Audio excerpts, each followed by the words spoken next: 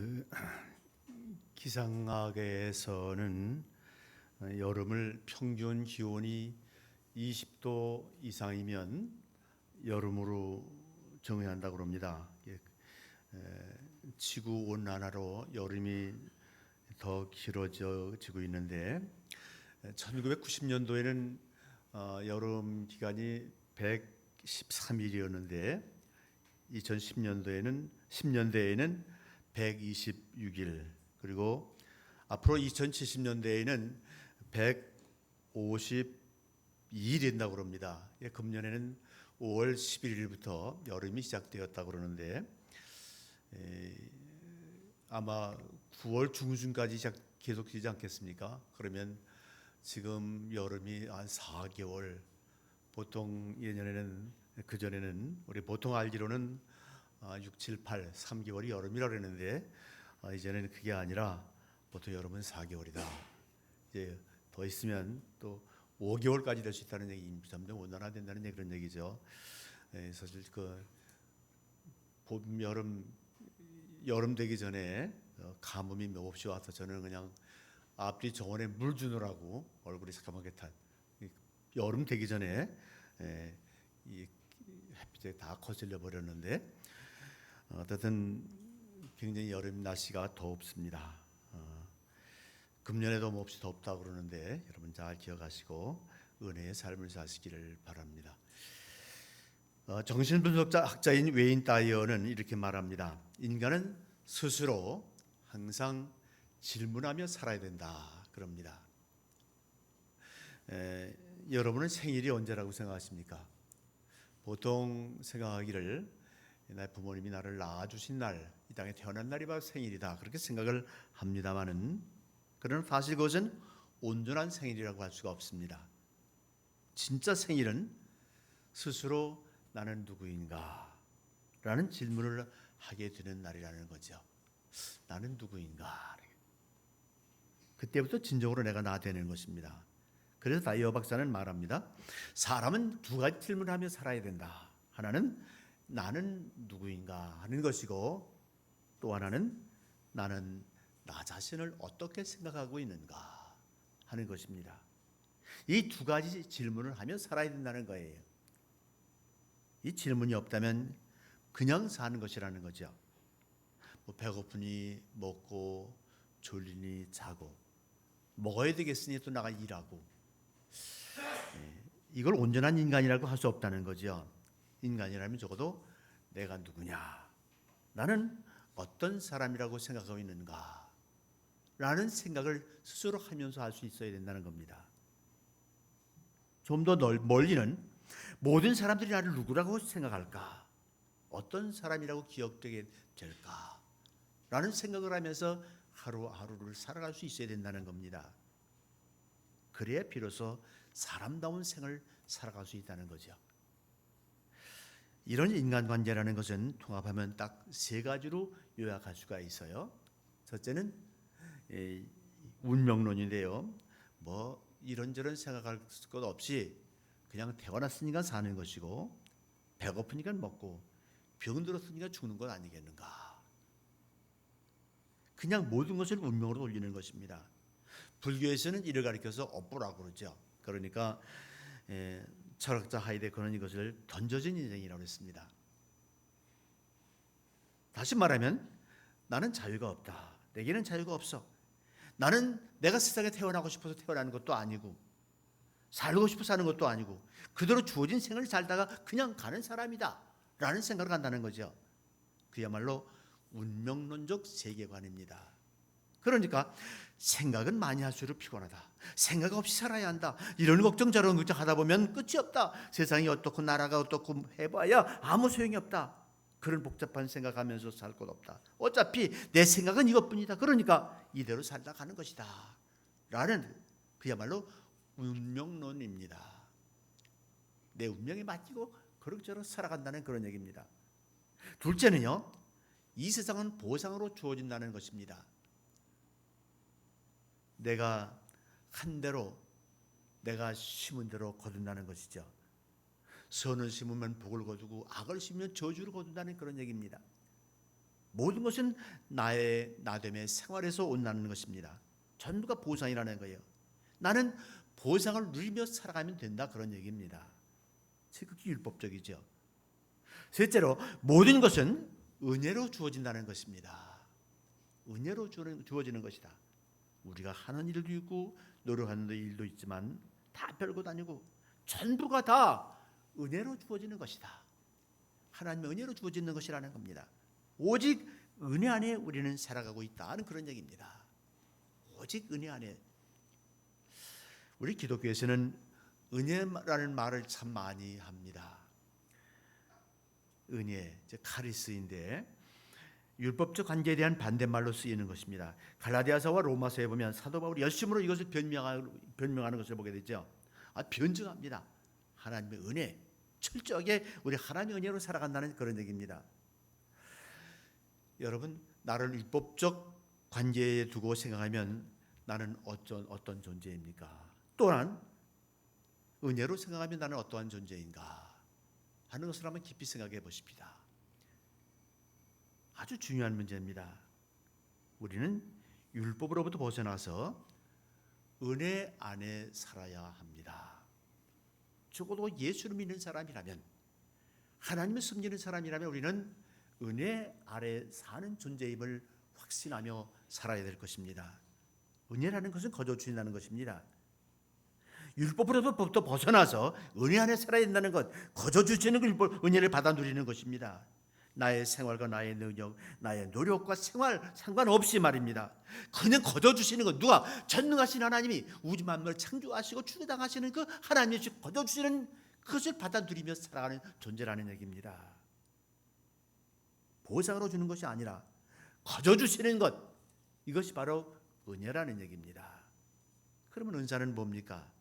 은혜는 카르스고 은사는 카리스마입니다. 그러니까 은사는 은혜의 열매로 우리에게 주어지는 것입니다. 우리가 사실은 그 속에서 살아가고 있다는 사실을 알아야 됩니다. 유명한 마더 테레사의 아름다운 선물이라는 책 속에 나오는 재미있는 이야기가 하나 나오고 있습니다. 어느 날 그 방갈로 신학교의 어떤 수녀가 테레사 수녀에게 편지를 썼답니다. 아주 신학적이고 중요한 내용입니다. 보세요. 테레사 수녀님, 당신은 은혜도 모르는 가난한 자, 아무 소용없는 인간들을 위해서 그렇게 한평생을 베풀기만 하고 계시는데 그것은 오히려 세상을 망치는 일이 아니겠습니까? 인간 상품을 아주 망가뜨리는 일이 아니겠습니까? 실제로 그런 면이 있지 않습니까? 자꾸 베풀기만 하면 받기만 하는 사람은 마지막에 아주 못쓸 존재가 되어버리고 만다는 얘기입니다. 그렇기 때문에 베푸는 것은 좋지만 그렇게 베풀기만 해서는 오히려 인간을 망가치게 하는 것이 아니겠는가 하는 그런 일종의 항변입니다. 이에 대해서 테레사 수녀의 회답은 아주 간단합니다. 하나님께서 우리에게 베푸시는 것이 다 그런 것입니다. 사람이 얼마나 잘못된 존재인지를 다 아시면서도 하나님께서는 계속 베푸십니다. 그 속에 우리가 있습니다. 여러분 생각해 보십시오. 우리가 하나님 앞에 얼마나 잘난 존재이기에, 하나님 앞에 무슨 사랑받을 만한 일을 했기에 우리가 하나님의 자녀가 되었습니까? 하나님의 사랑을 받고 살아가는 것입니까? 우리가 한 것 때문에 받고 살아가는 것입니까? 아니잖아요. 그러니 어떻게 하면 좋겠습니까? 전에 그 곽선희 목사님이 설교하시는 중에 이런 이야기 하시더라고요. 1963년경에 미국에 유학을 가서 공부를 할 때인데 주일이면 보통 그 먼 시골 교회 가서, 지방 교회 가서 설교를 할 때가 있는데, 그럴 때면 그 승용차가 없기 때문에 버스를, 대중교통을 이용한다는 거예요. 그래서 버스를 몇 번 갈아타고 이제 가는데, 한 번은 버스 타고 가서 다음 버스를 기다리느라고 정거장에 있는데 어떤 점잖은 사람이 오더니 내가 배고프니 좀 도와주십시오라고 그러더라는 겁니다. 그래서 이 목사님이, 나도 고학생이긴 하지만 불쌍한 사람이 도와달라고 하는데 그냥 보낼 수가 없지 않은가. 그래서 그래도 그냥 빈손 돌려보내 놓고서는 내가 설교를 어떻게 하겠는가 하는 생각이 들어서 그럽시다 그러고 저는 주머니를 뒤져보니까 1불짜리는 없고, 1불 주면 되거든요. 1불짜리는 없고 5불짜리 하나가 있더라는 것입니다.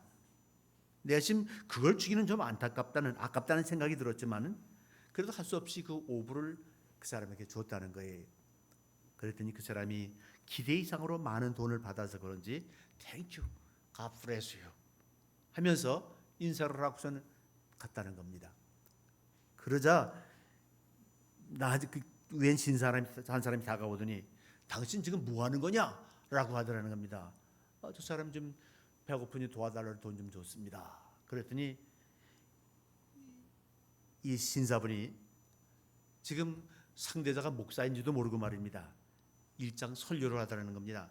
성경에 말씀하시기를 가난한 자는 항상 너희와 함께 있느니라 하였는데 당신이 그거 구제한다고 세상이 달라지는 줄 아느냐? 당신 같은 사람이 있으니까 저런 사람이 마약하는 것 아니냐? 그러면서 막 설교를 하더래요. 5불 줘놓고서는 5분 설교를 들었다는 겁니다. 여러분, 좋은 일 한다는 것 말입니다. 좋은 일 한다는 것, 착한 일 한다는 것 어떻습니까? 그렇게 좋은 일하고 착한 일 하면 그 다음 어떻게 될 것이라고 생각하십니까? 예수님께서 많은 사람들의 병을 고쳐주셨는데 그 병 고침받은 사람들이 어떻게 됐나요? 다 예수님께 감사하고 다 선하게 살았겠나요? 보세요, 어떤 사람은 고맙다는 말 한마디 안 하고 그냥 가버리고 제 멋대로 산 사람도 있지 않습니까? 이 선한 일이라는 것, 이 은혜라는 것이 때로는 더 나쁜 결과를 초래하는 경우도 있는 것입니다. 그러니까 걱정하는 것 너무나 당연하지요. 하지만 여러분, 그 다음은 그러니까 우리가 선한 일을 베풀고 그 다음은 어떻게 될 것이라는 그것 걱정하지 마십시다. 여러분이 거저받았으니 거저 줄 줄 아는 은혜의 사람 되시기를 바랍니다. 그 다음 운명까지 내가 좌우할 생각까지 하지 마십시오. 그러면 아무런 선한 일도 우리는 할 수 없게 될 것입니다. 은혜는 거저받은 것입니다. 조건이 없습니다. 그리고 잘못이냐 아니냐고 묻지도 마십시다. 내 책임이 아닙니다. 나는 내가 해야 할 일만 했을 뿐인 것입니다. 바로 이것이 은혜라는 것입니다. 다시 말하면 모르는 자에게 주고 감사하다는 말을 할 줄도 모르는 사람에게 주고 아니 더 잘못될 수 있는 자에게 주는 것, 이것이 바로 은혜라는 것입니다. 은혜는 먼저 주어집니다. 그 다음에 알게 하는 것이죠. 알게 하고 나서 주는 것이 아니라고요. 먼저 주고 나중에 알게 하는 것이라고요. 그 다음 조금 더 나아가면 은사를 믿게 되는 거죠. 지금은 잘 모릅니다. 은혜인지 아닌지, 은사인지 아닌지, 잘 되는 일인지 못 되는 일인지, 축복인지 저주인지도 우리는 모르는 것이죠. 그러나 후에 알게 되는 거죠. 하나님께서 내게 주신 은사임을 믿게 되고요. 하나님께서 내게 준 축복임을 믿게 되는 것이죠. 지금은 납득이 가지 않습니다. 괴롭기만 합니다. 안타깝기만 합니다. 왜 이런 일이 있어야 하는지 알 수 없습니다. 그러나 이것을 은혜로 받아들이고 믿고 나아가면 어느 때에 가서 야, 그것이 은혜요 축복이었구나 하는 것을 깨닫게 되고 그리고 하나님께 감사할 수 있게 되어지는 것입니다. 감격하게 되는 거죠. 바로 이것이 은혜라는 것이고 이것이 바로 은사라는 것입니다. 저는 가난한 농사꾼의 7남매 마주로 태어나서 어려서부터 나는 우리 아버지의 대를 이어서 농사꾼이 되겠다. 그런데 시골 농촌이 이렇게 노고 사는 가난한 농촌이야. 농촌을 잘 살게 하는 그런 농촌 지도자가 되겠다. 그런 꿈을 어려서부터 꾸었어요. 소년 때부터 중학교 3학년 때 사회축구 학부를 조직했어요. 네잎 그로바 그 사회축구 학부를 조직해가지고 제가 회장을 수년 동안 하면서 여러 가지 경진대회 나가서 수상도 많이 하고 그랬어요. 군대 갔다 와서는 이제 새마을 운동을 했어요. 새마을 운동을 하는데 그 열심으로 새마을 운동을 하면서 내 생각에는 농촌 지도자가 돼. 훌륭한 농촌 지도자가 되어서 우리 마을을 농촌을 잘 살게 하는 그런 지도자가 되겠다. 농사꾼이 되자. 그런 생각을 했는데 갑자기 맹장이 걸렸어요. 맹장이 걸려가지고 고생하다가 밤새도록 고생하다가 새벽에 병원에 가니까 째보니까 이게 복막염이 돼버린 거예요. 그 시골 동네 조그만 시골 동네에서 하다 보니까 이게 뭐 전신 마취를 못 시키는가 봐요. 여기 부분 마취 시키고 째고 의사가 째더니 말입니다. 그 대장이 터져가지고 말이에요. 맹장이 터져가지고 배 안에 그냥 변이 꽉 차버려요. 그리고 그 밤새도록 그냥 아프다 그러니까 우리 할머니가 그냥 액기름물을 그 감주당 만드는 거 식혀야 하는 그 액기름 그걸 타가지고 그냥 먹이고서는 싹싹 밤새도록 문질러 주시더니 그게 온몸이 터져가지고 말입니다. 꽉 차버린 거예요. 이걸 내장을 다 드러내고 말입니다. 이걸 시선에 보통 맹장 수술 30분이면 한다고 그러는데 3시간을 했어요. 그냥 마취도 안 돼가지고 그냥 소리 지르며 비명을 지르면서 수술을 한 거예요. 심한 수술을 3시간이 넘도록 하고 나는 병실에 누워 있는데 밖에서 의사가 우리 어머니한테 그러는 거예요. 그게 내 귀에 들리는데 말입니다. 이 청년 아무리 무쇠 같았어도 이제 앞으로는 힘을 못 쓸 겁니다. 그리 아십시오. 그러는 거예요. 그 바로 창 밖에서 하는 게 다 들리더라고요. 이 맹장이 터져가지고 자르고 그걸 꼬매는데 꼬매면 또 찢어지고 꼬매면 또 터지고 결국은 10cm 가까이 잘라냈다는 거예요. 사실 그때 그 소리를 들으면서는 참 마음이 괴로웠습니다. 저는 절망이었습니다. 평생 농촌에 살면서 농촌 지도자가 되겠다고 마음에 다짐하고 살아왔는데 말입니다. 사실 마취 상태가 풀리면서 아픈 것보다도 말입니다. 그 괴로움 그게 더 심했습니다. 그리고 그 후로 몸이 회복되지 않아서 1년 가까이 아무 일도 하지 못하고 좀 책이나 읽고 각종 세미나에 다니면서 때때로 병원에서 치료받고 그럼 1년 가까이 지났어요. 그러던 어느 날 우리 교회 전도 회장 집사님이 저를 보고 그러시는 거예요. 집사님, 제가 청년 총각 집사였거든요.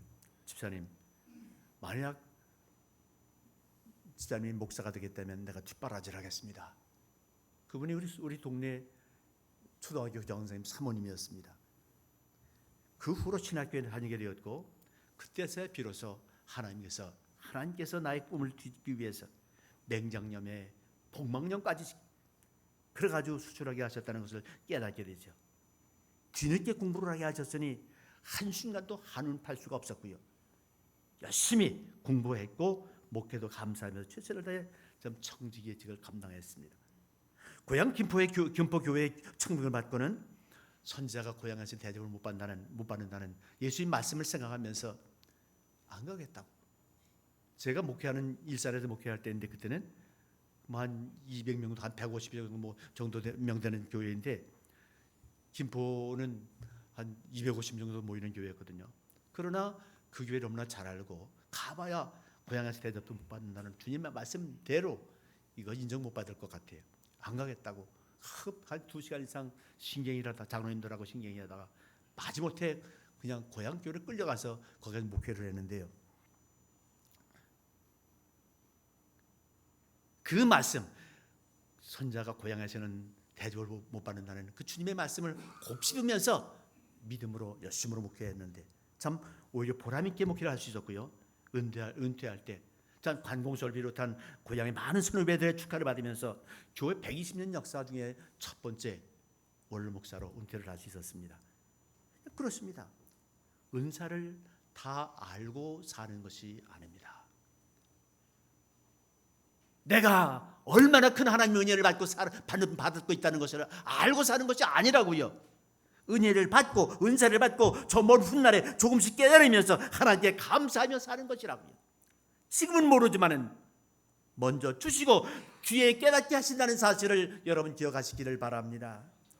먼저 주신 바를 믿을 때 그 다음 주신 것을 믿고 감사할 수 있는 것이죠. 선물이라는 것은 언제나 받을 때는 그 의미를 알기가 어렵습니다. 그러나 훗날에 가서 감격하며 용기도 얻게 되는 것이죠. 여러분 깊이 생각하십시오. 건강도 은사요, 형통도 은사요, 돈 버는 것도 은사요, 물질도 은사요, 지혜도 은사입니다. 모든 것이 다 은사인 것이 확실합니다. 하지만 더 좋은 은사, 더 큰 은사가 있습니다.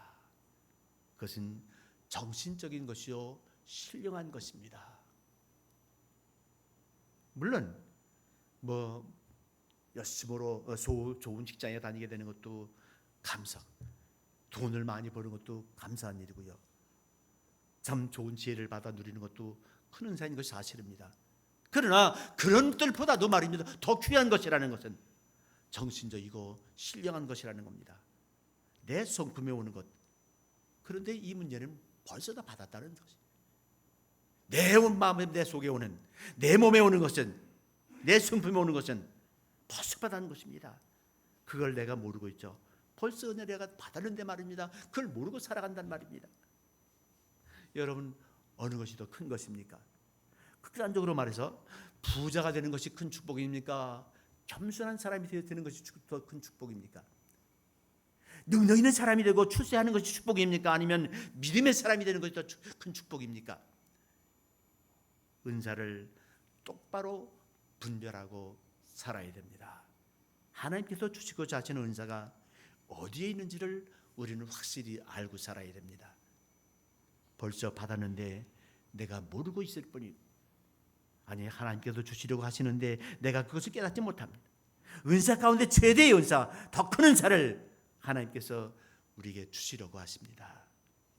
유명한 발명왕 에디슨은 일생 동안에 연구실에서 수많은 것을 발명했죠. 그래 어떻게 하면 발명왕이라고 합니까? 그는 말년에 이렇게 말합니다.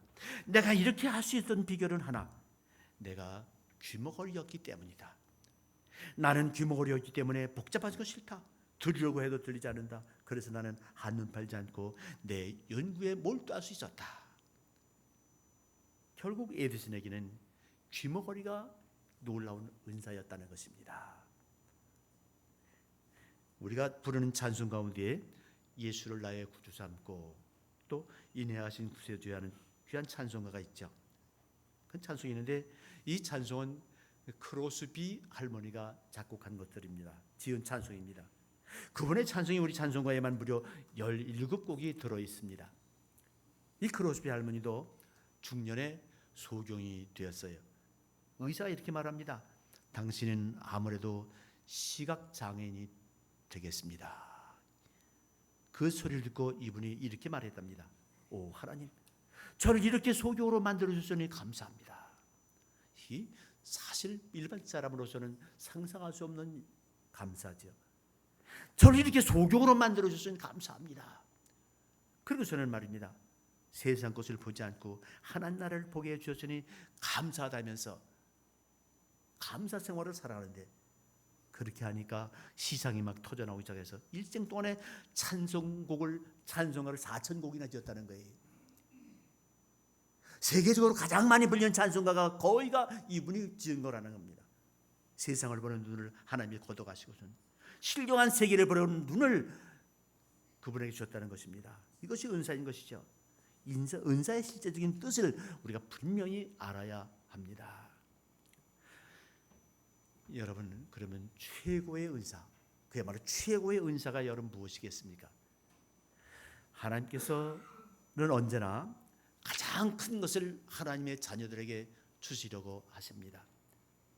때때로 우리가 불만스러울 수 있지만 하나님께서는 신령한 것, 영원한 것, 큰 것, 위대한 것, 온전한 것, 그 은사를 우리에게 주시기를 원하신다고요. 아니, 벌써 우리에게 다 주셨습니다. 단 내가 모르고 있기 때문에 느끼지 못하는 거예요. 감사하지 못하는 겁니다. 하나님께서는 내게 은사를 주셨는데 나는 그게 은사인 줄 모르고 오히려 거기에 대해서 불만을 품고 있을 때가 있단 말입니다. 최고의 은사가 무엇입니까? 오늘 본문 32절에 말씀합니다. 우리 같이 한번 읽어보실까요? 32절 같이 있습니다. 자기 아들을 아끼지 아니하시고 우리 모든 사람을 위하여 내주신 이가 어찌 그 아들과 함께 모든 것을 우리에게 주시지 아니하겠느냐. 보세요. 그렇습니다. 십자가가 최고의 은사요, 최고의 은사임을 여러분 믿으시기 바랍니다. 십자가 하나님께서 주신 최고의 선물입니다. 이 십자가를 우리에게 주시고 죄로 물든 우리를 하나님의 자녀로 부르셨습니다. 이 십자가로 인해서 죄 사함 받고 하나님의 자녀가 됩니다. 세계가 확 바뀌어지는 것이죠. 십자가를 알기 전의 세상은 율법적 세상이요, 또한 저주받은 세상이었습니다. 그러나 은혜를 받은 후에는 시련을 당해도 은사입니다. 그것이 은사임을 깨닫게 됩니다. 그것이 축복임을 이렇게 이것을 분명히 깨닫게 되는 거죠. 사도 바울은요, 이거 분명히 말씀합니다. 아들을 아끼지 아니하시고 우리를 위하여 내어 주시니가 왜 안 주시겠느냐. 그렇습니다. 하나님께서는 절대로 인색하지 않으신 분이십니다. 우리는 이미 받았으면서도 다만 깨닫지 못하고 있을 뿐인 것입니다. 이미 주고자 하시는데 이것을 믿지 못합니다. 그래서 우리는 불평하고 원망합니다. 선물 받은 감격, 내가 미처 모르는 가운데 주어지는 하나님의 신비로운 축복을 우리가 오늘 깨닫게 됩니다. 조금 더 깨닫고 나이 들어가면서 점점 깨닫게 되고 또 깊이 생각하게 되는 것이죠. 이것도 하나님의 사랑이다. 이것도 하나님의 축복이다. 맹장에 걸린 것도 축복이고 또 목망염이 된 것도 축복이고 힘을 다 잃은 것도 축복이고 말입니다. 바로 내게 주신 구체적인 은사였다. 이것을 깨닫고 진심으로 하나님께 진정으로 감사드리게 되는 것이죠. 우리는 이렇게 고백하게 될 것입니다. 모든 것이 은혜다. 모든 것이 은사다. 그리고 하나님은 사랑이시다. 이 사실을 확실히 깨닫게 될 때 우리는 진심으로 하나님 감사하게 되고 하나님께 영광 돌릴 수밖에 없게 되는 것입니다. 사랑하는 여러분, 오늘 주신 말씀 너무나 귀한 말씀입니다. 그래서 사도 바울은 말씀합니다. 누가 우리를 그리스도의 사랑에서 끊으리요? 환난이나 곤고나 박해나 기근이나 적신이나 위험이나 칼이다. 그러나 이 모든 일에 우리를 사랑하시는 우리가 넉넉히 이기느니라. 이 모든 일에 어떠한 형편이든지 어떤 환경이든지 어떠한 괴로움 고통이라 할지라도 이 모든 일에 우리를 사랑하시는 이로 말미암아 우리가 넉넉히 이기느니라. 승리할 수 있다는 것입니다. 이 은사를 깨닫는 순간 세계관이 확 바뀔 줄로 믿습니다. 모든 것이 은사임을 알게 됩니다. 또 주께서 우리를 은사로 인도하심을 알게 될 것입니다. 그 순간 우리는 고백하게 될 것입니다. 넉넉히 이기느니라. 우리 모두 이 은사를 알고 은사를 받은 자로서 넉넉히 이기느니라라고 고백하면서 승리하는 인생을 살아가는 여러분 되시기를 주님의 이름으로 간절히 축원합니다. 기도하겠습니다. 하나님,